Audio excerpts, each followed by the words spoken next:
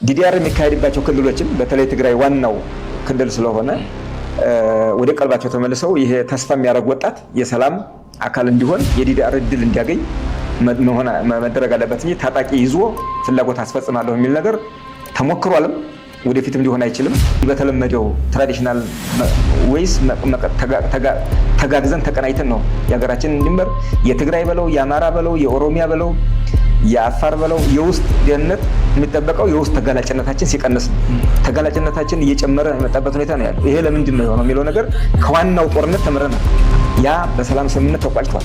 ሌሎች ነገሮች እኮ ቀላል ናቸው። ከዚህ በኋላ ትዕግስት ማጣት፣ አለመረጋጋት፣ ሌሎች ያው እንደምናውቀው ያለንበት ቀጠናም የሀገራችን ችግር እየተንከባለለ የመጣው ችግር ፈተና ሆኖ ነው እንጂ አሁን እኮ ቀጥሎ ያሉ ነገሮች እኮ ቀላልና ሊፈቱ የሚችሉ ናቸው። ስለዚህ ሁሉም ለሰላም ስምምነቱ ተገዥ መሆን አለበት። እንደ መንግስትም አሁን የጀመረውን ነገር አጠናክሮ መቀጠል አለበት።